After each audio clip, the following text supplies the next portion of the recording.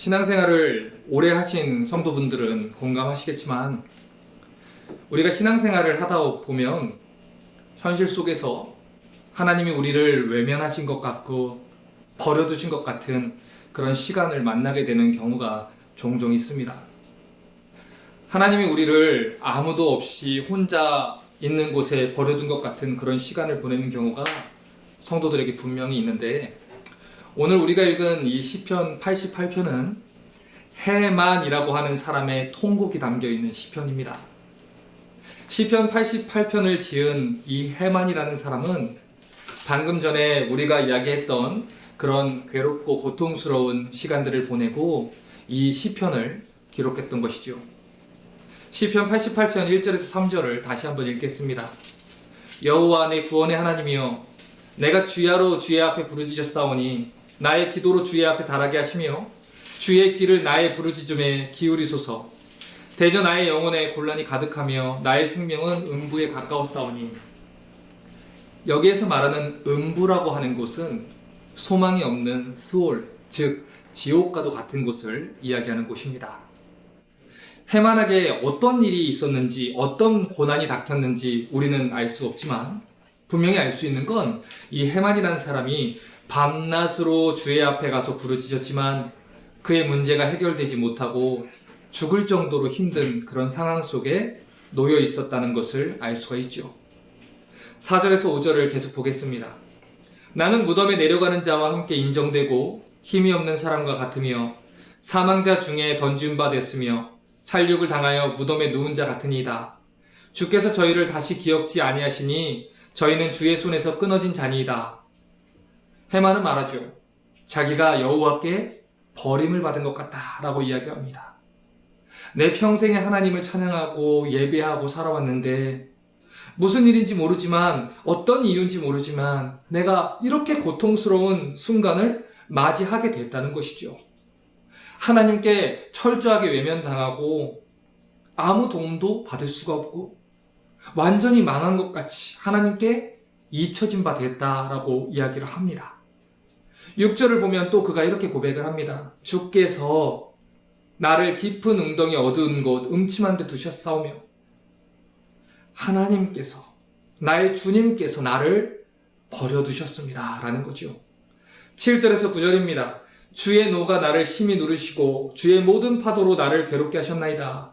주께서 나의 아는 자로 내게서 멀리 떠나게 하시고 나로 저희에게 가증되게 하셨사오니 나는 갇혀서 나갈 수 없게 됐나이다. 곤란으로 인하여 내 눈이 쇠하였나이다. 여호와여, 내가 매일 주께 부르며 주를 향하여 나의 두 손을 들었나이다. 내가 이토록 하나님 고난을 당하는데 도움을 요청할 곳이 없어서 내가 아침 저녁으로 매일 주께 부르짖으며 주를 향하여 두 손을 들지 않습니까? 내가 얼마나 울었는지 두 눈이 상하고 몸이 상할 정도로 고난을 당하는데 하나님 나를 왜 돌아보시지 않습니까? 그래서 결국 이 헤만이 하나님을 원망하는 지경까지 나아가지요. 10절에서 12절입니다. 주께서 사망한 자에게 기사를 보이시겠나이까? 유혼이 일어나 주를 찬송하리이까? 주의 인자하심을 무덤에서, 주의 성실하심을 멸망 중에서 선포할 수 있으리이까? 흑암 중에서 주의 기사와 이짐의 땅에서 주의 의를 알 수 있으리이까? 하나님, 나 이러다가 죽을 것 같아요. 내가 이러다 죽어버리면 하나님, 내가 어떻게 하나님께 영광을 돌릴 수 있겠습니까? 물론 내가 하나님의 뜻을 이해하지 못하는 연약한 인간이지만 하나님 이대로 그냥 죽어버리게 두신다면 내가 하나님의 섭리와 하나님의 선하심, 하나님 결국은 선하게 이끄시더라, 이것을 어떻게 선포할 수 있겠습니까? 나를 불쌍하게 보십시오. 그렇게 부르짖고 있는 거예요. 그리고 14절부터 18절을 보면 계속해서 하나님께 원망합니다. 여호와여, 어찌하여 나의 영혼을 버리시며 어찌하여 주의 얼굴을 내게 숨기시나이까? 내가 소시부터 곤란을 당하여 죽게 됐사오며 주의 두렵게 하심을 당할 때에 황망하였나이다. 주의 진노가 내게 넘치고 주의 두렵게 하심이 나를 끊었나이다. 이런 일이 물같이 종일 나를 애우며 함께 나를 둘렀나이다. 주께서 나를 사랑하는 자와 친구를 내게서 멀리 떠나게 하시며 나의 아는 자를 흑암에 두셨나이다. 마치 욥의 이야기를 듣는 것 같지 않습니까? 어떤 일이 그에게 닥쳤는지는 모르겠지만 지금 이 시편을 보면 해만이라는 사람 또한 욥과 같이 어려운 상황에 놓여 있었던 것 같아요. 그는 하나님의 도우심을 구했습니다. 이해할 수 없는 상황에서 부르짖고 있었어요. 그런데 하나님은 오랫동안 그를 혼자 두시고 침묵하고 계셨습니다.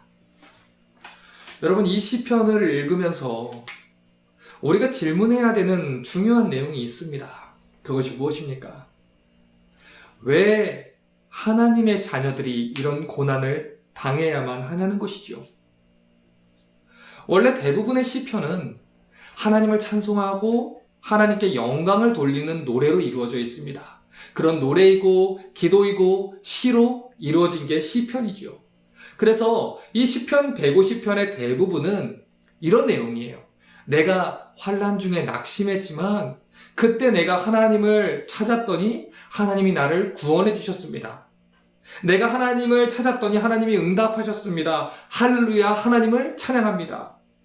이러한 공통적인 흐름이 있는 게 시편의 신학이라는 것이죠.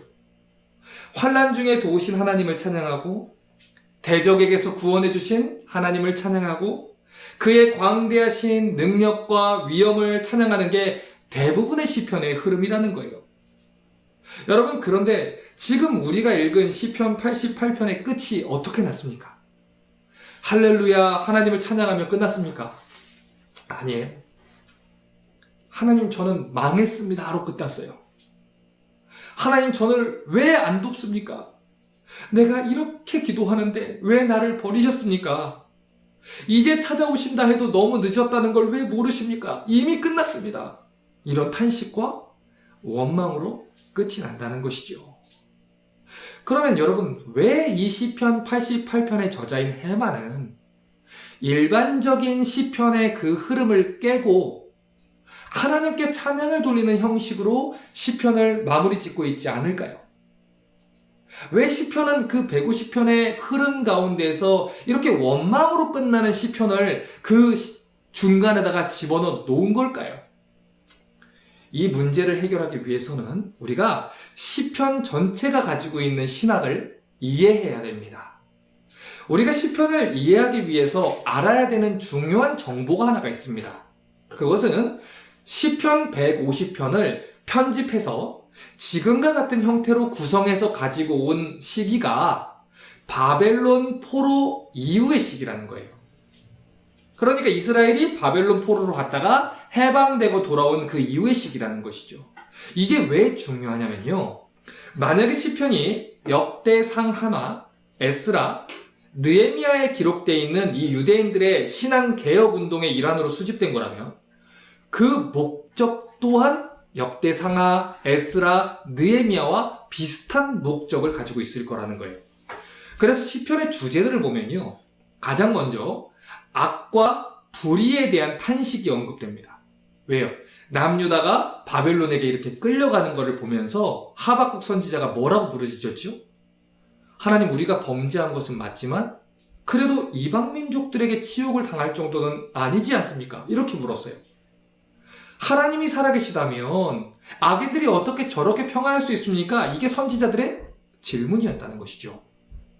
그러면서 동시에 무엇을 이야기를 하냐면 하나님의 언약 백성인 이스라엘과 그들을 통치하시는 열방의 하나님을 찬양해야 된다라는 것을 이야기하고 있다는 거예요. 그러니까 시편은 비록 이 세상에서는 악인이 잘 되는 것 같고 의인이 박해받는 것 같지만 하나님이 우리의 아버지 되시고 우리의 왕 되신다는 것을 믿으면 상황이 이렇든 환경이 저랬든 주변에서 어떻게 되든 흔들릴 것이 없다. 이것을 가르치는 데 목적이 있다는 거예요. 여러분, 그래서 이 시편 1편이 굉장히 중요합니다. 시편 1편이 보면 복 있는 사람과 악인을 대조해서 이야기를 하죠. 그래서 복 있는 사람은 하나님 말씀을 주야로 묵상하고 그분의 율법을 지키는 사람이다 라고 시편에 서론을 깔고 시작을 하는 거예요. 그러면서 악인이 비록 이 땅에서 잘 되는 것 같지만 그들은 바람에 나는 겨와 같다. 결국에는 하나님을 섬기는 의인이 복을 받고 하나님을 섬기는 의인이 잘 살게 될 것이다. 이것을 전제로 깔고 시작하는 게 시편 1편이라는 것이죠. 그러니까 그 뒤에 여러 가지 탄식시들이 있어요. 악인에 대한 원망들, 하나님에 대한 의구심들, 그 외에도 여러 가지 주제에 대한 찬양이 있다가 마지막 시편 150편 쪽으로 가면 어떻게 돼요? 그럼에도 불구하고 하나님이 우리의 왕이 되시니 여호와를 찬양하라. 걱정하지 말아라. 하나님께 영광을 돌리라. 하나님은 너희의 모든 인생을 통하여 영광 받을 것이다. 그렇게 시편 150편이 끝이 난다는 거예요. 그래서 시편 150편 끝이 호흡이 있는 자마다 여호와를 찬양할지니라 라고 얘기를 해서 고난 중에 있는 자, 환난 중에 있는 자, 어려움 속에 있는 자, 원망하고 하나님께 버림받았다고 느끼는 모든 하나님의 자녀들아, 하나님을 신뢰하라. 호흡이 있는 자들아, 여호와를 찬양하라. 우리의 생각과 흔들림과 의심과 상관없이 하나님은 일하고 계시고 하나님은 살아계시기에 그분은 반드시 우리를 선으로 이끄실 것이다. 그러니 여호와는 경배받아 마땅할 뿐이다. 이런 얘기를 한다는 것이죠. 자, 그러면 왜 바벨론 포로 후기 공동체가 이런 시편들을 모아서 하나님을 찬양하는 데 사용을 했을까요? 자, 우리가 그 시대 사람들의 마음을 좀 이해를 해보자고요. 이스라엘 백성들은 바벨론 포로기를 거치면서 나라가 쑥대밭이 됐습니다. 하나님이 빨리 회복시켜 줄 줄 알았는데 성전도 재건하는 데 어려움을 겪었죠. 성벽도 불타서 어려움을 겪었죠. 여러 가지 어려움 속에 이 사람들이 노출되어 있었어요. 그런데 그런 사람들에게 하나님을 신뢰하라고 외치고 그럼에도 불구하고 하나님은 우리 왕이시다, 걱정할 필요가 없다, 이런 신앙의 확신과 교육을 주기 위해서 기록된 게 시편의 노래였다는 것이죠. 다시 말해서 하나님께서 그들에게 이 시편을 허락하신 이유는 상황과 환경과 상관없이 하나님이 우리의 찬양을 받으실 분이고 그분이 우리의 왕이 되신다는 것을 노래하고 영광 돌리게 하는 것, 그것을 이야기하고 가르치고자 하는 것이 시편의 목적이라는 것입니다. 그러니까 이런 관점에서 볼 때 시편 88편도 비록 하나님에 대한 원망과 이해되지 않는 시각으로 마무리되고 있는 것 같지만 이 시편 또한 150편 그 안에 있는 시편이라는 것을 우리가 놓치면 안 된다는 거예요. 이 시편이 담겨있는 시편 전체의 신학에서 보면 이 시편 88편은 한 사람의 인생으로 봤을 때 그 고난을 받는 어떤 한순간이지 그것으로 끝이 나는 건 아니라는 것입니다. 하나님은 당신의 자녀들의 인생을 150편으로 끌고 가셔서 반드시 하나님께 찬송 들리는 인생으로 변화시키실 거라는 거예요. 그러니 지금 이 일을 겪고 있는 이 사람의 신앙에서 볼 때는 시편 88편에 갇혀서 그걸 볼 때는 이해가 되지 않죠. 하나님이 원망이 되죠. 하지만 이 시편 전체를 볼 때, 성도의 인생의 전체를 볼 때는 하나님은 시편 150편이 말하는 것처럼 찬송 받으실 하나님이다. 이것을 이야기한다는 것입니다. 자, 그러면 우리 질문은 이거예요. 왜 우리가 그런 시간을 당해야 하냐는 것이죠. 우리가 150편 뒤에 하나님이 우리를 찬송하게 하는 것까지는 알겠어요. 그런데 왜 굳이 그런 시간을 당해야 하는 것이죠? 이걸 조금 더 자세하게 이해할 수 있도록 시편 22편 1절에서 2절을 보겠습니다. 내 하나님이여, 내 하나님이여, 어찌 나를 버리셨나이까? 어찌 나를 멀리하여 돕지 아니하옵시며 내 신음하는 소리를 듣지 아니하시나이까? 내 하나님이여, 내가 낮에도 부르짖고 밤에도 잠잠치 아니하노나 응답지 아니하시나이다. 여러분, 우리가 아는 하나님은 기도하면 응답하시는 하나님이시죠. 자기 백성을 잊지 않으시는 하나님이시죠. 그런데 지금 시편 22편의 고백대로라면 하나님은 어떤 분이죠? 나를 버리시고 나를 돕지 않으시고 내게 응답하지 않으시는 하나님이라는 거예요. 시편 22편 6절에서 8절을 봅니다. 나는 벌레요 사람이 아니라 사람이 회방거리요 백성이 조롱거리니이다. 나를 보는 자는 다 비웃으며 입술을 삐죽이고 머리를 흔들며 말하되 저가 여호와께 의탁하니 구원하실걸, 저를 기뻐하시니 건지실걸 하나이다. 나를 보는 사람들이 쟤는 하나님이 버린 자식이야 경멸하면서 조롱한다는 거예요. 그렇게 이야기해도 할 말이 없을 정도로 나는 비참한 인생을 경험하고 있다는 것이죠. 그런데 이게 예수를 안 믿는 사람들이 경험하는 현실이 아니고 예수를 잘 믿는 성도의 고백이라는 거예요. 도대체 왜 성도들의 삶에 이런 순간들이 있어야 하냐는 것이죠. 보통 우리는요, 신앙이라는 걸 얘기할 때 예수를 믿으면 잘 돼야 된다고 생각을 합니다. 안 내던 돈도 헌금으로 내고, 안 쓰던 시간도 하나님께 헌신하니까 적어도 하나님을 섬기지 않는 저 사람들보다는 우리가 잘 되어야 한다라고 이렇게 생각을 하죠. 그래서 우리는 예수님이 믿는 사람들이 이 땅에서 승승장구하게 될 것을 기대하고 때로는 만사 형통하는 것까지도 기대하고 살아갑니다. 그런데 지금 우리가 읽었던 시편들과 성경의 여러 가지 기록들을 보면 우리가 바라는 대로 성도의 삶을 이야기하고 있지 않다는 거예요. 또 다른 시편을 볼까요? 시편 42편 1절입니다. 하나님이여 사슴이 시냇물을 찾기에 갈급한 같이 내 영혼이 주를 찾기에 갈급하나이다. 여러분, 이 시편은 목마른 사슴이라는 찬양으로 우리에게 되게 익숙한 시편이죠. 주님만이 나의 힘이시고 나의 참 소망이 된다라는 가사로 우리에게 굉장히 많은 은혜를 끼쳤던 시편입니다. 그런데 이 시편의 저자가 어떤 상황에서 이 고백을 했는지 안다면 이해의 깊이가 전혀 달라질 수 있습니다. 시편 42편 2절에서 4절을 봅니다. 내 영혼이 하나님 곧 생존하시는 하나님을 갈망하나니 내가 어느 때에 나아가서 하나님 앞에 배울고 사람들이 종일 나더러 하는 말이 내 하나님이 어디 있느냐 하니 내 눈물이 주야로 내 음식이 됐도다. 내가 전에 성의를 지키는 무리와 동행하여 기쁨과 찬송의 소리를 바라며 저희를 하나님의 집으로 인도했더니 이제 이 일을 기억하고 내 마음이 상하는도다. 자, 지금 이게 무슨 말이죠? 이 시편의 저자는요, 원래 예배하던 자리에서 기쁨과 감사의 소리를 내면서 사람들을 하나님 전으로 인도했던 사람이에요. 예배 인도자라는 말이죠. 교회 리더였다는 것이고 전도자의 위치에 있었고 예배 인도자였다는 얘기예요. 이 말은 누구보다 하나님을 잘 알고 누구보다 하나님을 신뢰하던 사람이었다는 것입니다. 그런데 이 사람이 어떤 현실을 맞이하게 됐다 하죠? 사람들이 조롱할 정도로 힘든 현실 속에 놓였다는 거예요. 어떤 일이 생겼는지 모르겠어요. 사업이 망한 건지 병에 걸린 건지 주변 사람들이 하나님이 계시다면 너에게 어떻게 그런 일이 생길 수 있느냐? 이렇게 할 정도로 큰 고난에 놓이게 됐다는 것입니다. 왜 그런 일이 생겼는지는 성경은 기록하지 않아요. 무슨 일이 생겼는지도 기록하지 않아요. 분명한 건 하나님이 그를 고난 속으로 밀어넣었다는 것이죠. 왜 성도들의 삶에 이런 순간들이 있어야 합니까?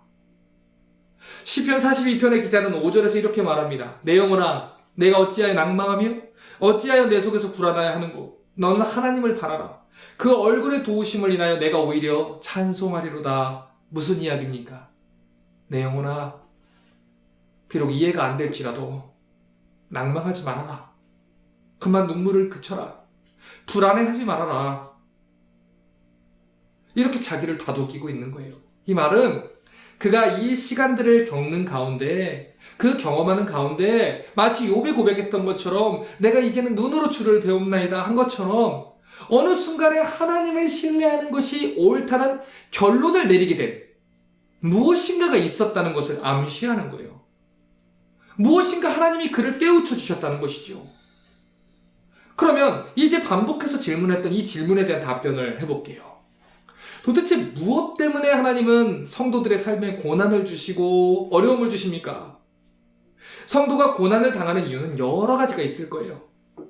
우리는 그 이유를 다 알 수는 없습니다. 때로는 죄를 깨우치게 하고 회개하게 하기 위해서 하나님은 고난을 주세요. 때로는 가르치실 내용이 있어서 교훈을 주고자 고난을 주실 수도 있어요. 하지만 무엇보다도 하나님이 성도에게 고난을 주시는 궁극적인 이유 중에 하나는 우리의 시선을 우리가 하나님을 섬기면서 받아내고 얻어내는 유익들에게서 하나님 자신으로 돌리게 하기 위한 이유가 있습니다.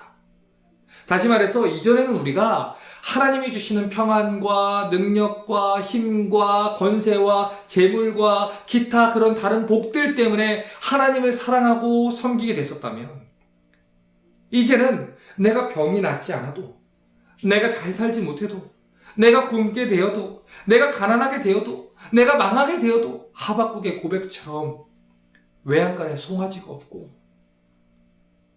밭에 소산이 없고 어떤 농밭에 식물이 없다 하더라도 나는 여호와 하나님으로만 즐거워하리로다. 하나님만 있으면 됩니다. 바울도 고백했던 것처럼 우리가 모든 것을 다 버리고 죽은 자 같으나 하지만 살아난 자고, 가장 가난한 자 같으나 가장 부유한 자다. 하나님만 계시다면 나는 아무래도 좋다.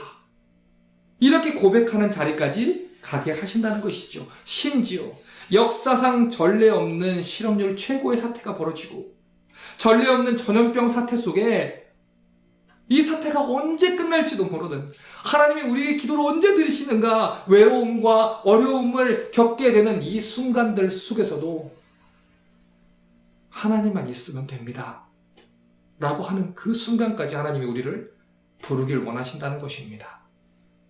하나님은 우리를 사랑의 관계로 부르신 분이에요. 무엇을 주고받는 관계가 아니라 내가 내 마음을 알고 네가 내 마음을 아는 그 자리까지 우리를 초대를 하십니다.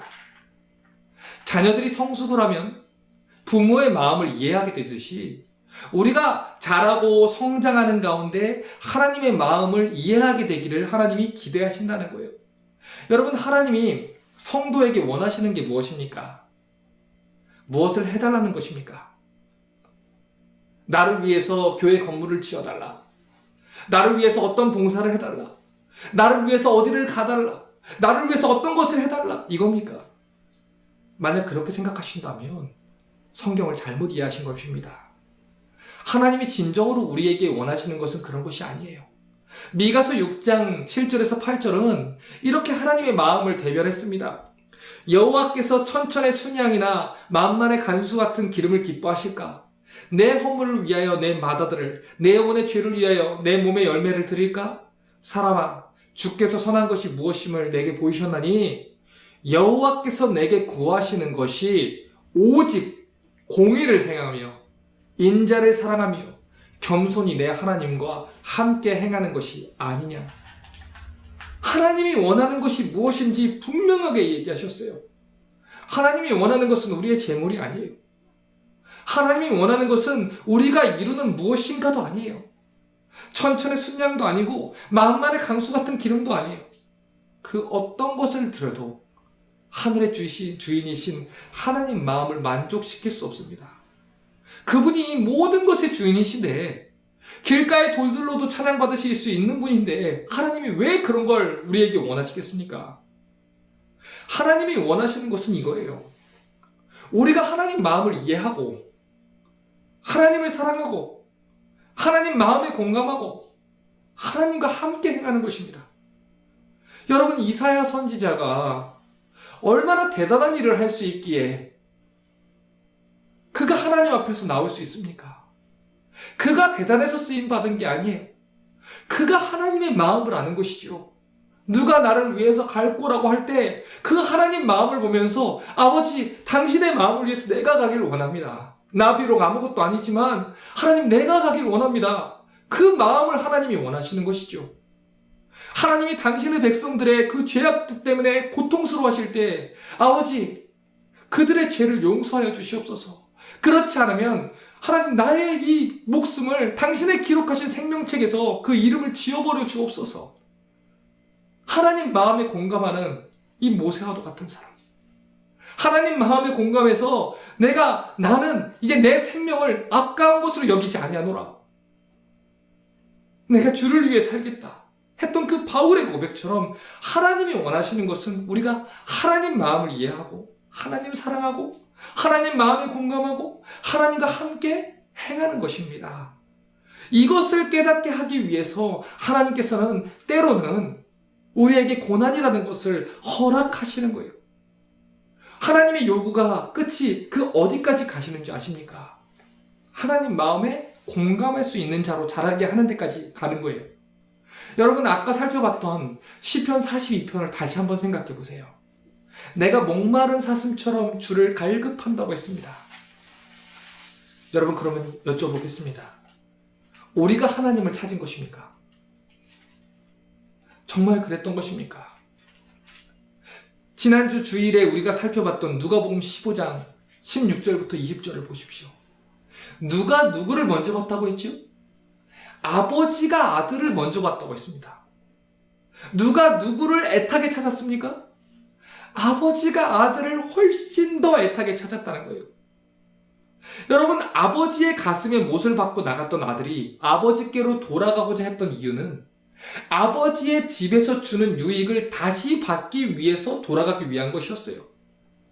아버지가 주는 물을 마시려고, 아버지가 주는 음식을 먹기 위해서 돌아간 거지요. 아버지가 보고 싶어서, 아버지를 사랑해서, 아버지 없으면 죽을 것 같아서 돌아간 것이 아니라는 것입니다. 하지만 아버지는 달라요. 아버지는 아들이 목적이었어요.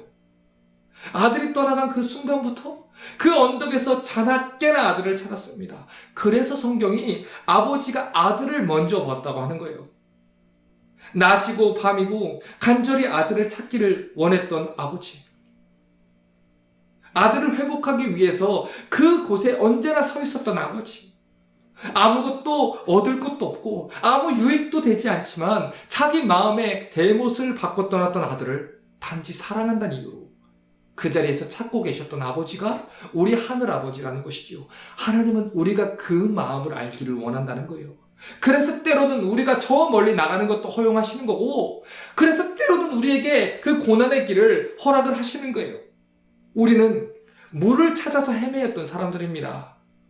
우리는 목말라서 주인이 주는 유익을 찾아서 헤매였던 사람들이에요. 하지만 하나님은 우리를 찾아서 헤매였다는 거예요. 그러니 물을 찾아서 헤매이는 그 순간을 통해서, 그 삶의 순간순간의 경험을 통해서 뭘 배우라는 겁니까? 아버지의 간절함을 배우라는 거예요. 아버지가 너를 얼마나 찾으시는지를 배우라는 거예요. 시편 22편 1절을 다시 한번 보십시오. 내 하나님이여, 내 하나님이여, 어찌하여 나를 버리셨나이까? 어찌 나를 돕지 아니하시며 내 신음하는 소리를 듣지 아니하시나이까? 자, 여러분, 이 말씀이 어디에서 누가 고백한 고백인지 아십니까? 마태복음 27장 46절을 봅니다. 제9시쯤에 예수께서 크게 소리질러 가라사대 엘리 엘리 라바 사박다니 하시니 이는 곧 나의 하나님 나의 하나님 어찌하여 나를 버리셨나이까 하는 뜻이라. 여러분, 시편 22편의 고백은 예수님이 십자가에서 하신 고백이에요.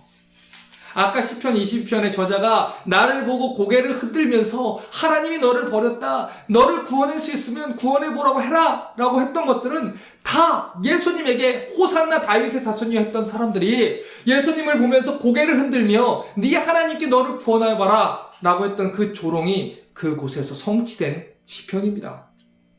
그러니까 하나님은 이 시편의 기자의 고백을 통해서 이 시편 기자가 이 시편을 먼저 고백할 수 있는 상황 속으로 몰아가는 거예요. 그 이유가 뭡니까? 아버지 마음에 공감하기를 바라신다는 것이죠. 시편 22편의 저자는 하나님이 자기를 버렸다고 얘기를 했어요. 여러분, 정말 그렇습니까? 누가 누구를 버렸습니까? 하나님이 우리를 버렸습니까? 아닙니다. 성경엔 하나님이 우리를 절대로 버리시지 않는다고 하세요. 하나님은 우리를 버리신 적도 없고, 하나님은 우리를 떠나신 적도 없고, 하나님은 우리를 포기하신 적도 없어요. 우리가 하나님을 버렸죠. 우리가 죄짓기 위해서, 우리가 원하는 걸 얻어내기 위해서, 우리가 누리는 걸 누리기 위해서, 우리가 갖고 싶은 것을 갖기 위해서, 우리가 영위하고자 하는 것들을 영위하기 위해서, 우리가 지금 지켜내고 있는 것들을 빼앗기지 않기 위해서 우리가 하나님을 버렸고, 우리가 아버지를 외면했고, 우리가 아버지의 목소리를 듣지 않았고, 우리가 아버지를 외면한 것이죠. 우리가 떠난 것입니다. 그래서 우리 하늘 아버지가 우리를 찾아오신 거예요. 우리를 되찾으시기 위해서 하나님의 아들이 인간의 몸을 입고 치욕스러운 모욕을 당하고 십자가에 대신 달려 죽으셨던 거예요. 그 대가가 하나님의 아들이 하나님과 외면되는, 그 분리되는 일이라도 하여도, 하나님의 아들이 버림받는 거라고 하더라도 우리를 찾을 수만 있다면 하나님의 아들이 친히 발가벗겨져서 그 일을 감당하시겠다는 것입니다. 성도들은 그 하나님의 마음을 아는 데까지 자라나야 되는 거예요.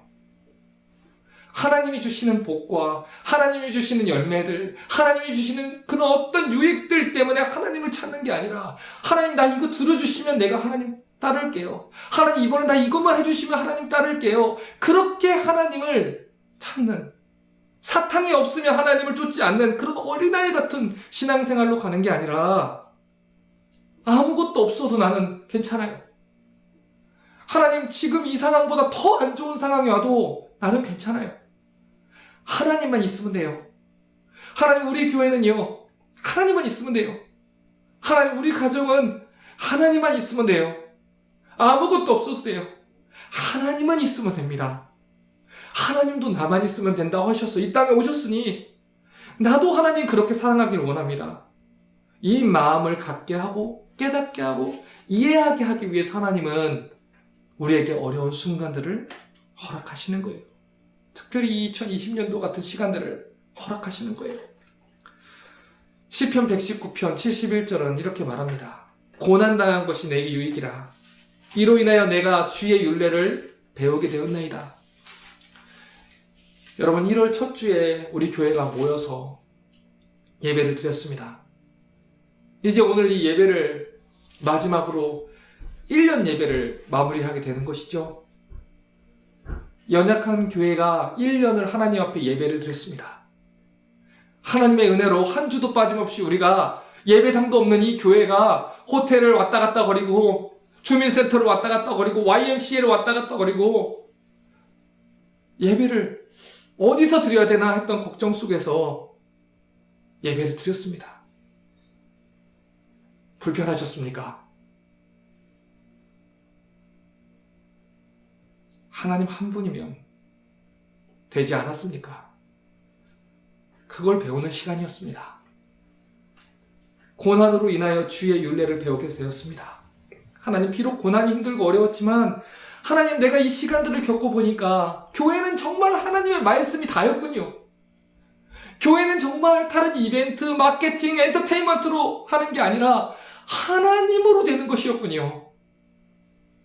그 하나님의 마음에 공감하고 하나님 말씀에 동의하고 하나님을 깊게 사랑하며 그 주님의 눈물에 공감하여 가는 것, 거기까지 자라게 하시려고 이 2020년도의 어려운 시간들을 우리에게 주신 것입니다. 이제 설교를 마무리하려고 합니다. 로마서 8장 16절부터 17절은 말합니다. 성령이 친히 우리 영으로 더불어 우리가 하나님의 자녀인 것을 증거하나니 자녀이면 또한 후사 곧 하나님의 후사요 그리스도와 함께 후사니 우리가 그에 함께 영광을 받기 위해 고난도 함께 받아야 될 것이라. 우리를 하나님의 자녀라고 부르십니다. 여러분, 원래 아들은 아빠 닮는 거예요. 딸은 아빠 닮는 거죠. 자녀들은 아빠 닮는 거예요. 하나님이 우리를 자녀라고 부르세요. 하나님을 닮은, 하나님 마음을 닮은, 하나님 마음에 공감하는 그런 자녀로 부르십니다. 그런 자녀로 자라게 되기를 원하십니다. 그래서 성도라면, 하나님 자녀라면 왜 나의 마음을 모르냐며 가슴을 치고 통곡하시는 아버지 마음에 공감하는 때까지 자라가야 하는 것입니다.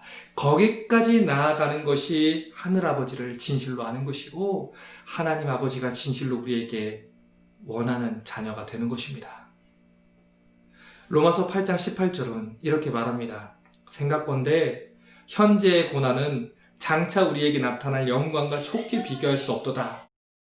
아버지의 고난에 참여하는 자는 아버지의 즐거움에 참여하게 될 거예요. 그러니 때로는 고난이 닥칠 수 있겠죠. 하지만 두려워하지 마십시오. 현재의 고난은 장차 우리에게 닥칠 영광과 좋게 비교할 수 없습니다. 베드로전서 5장 1절은 말합니다. 너희 중 장로들에게 권하노니 나는 함께 장로된 자요 그리스도의 고난의 증인이요 나타날 영광에 참여할 자로다. 우리는 하나님의 나타날 영광에 참여할 자입니다. 그러므로 마음껏 하나님 마음에 공감하는 인생 되시기를 부탁드립니다. 여러분, 2020년은 어려운 시간이었습니다.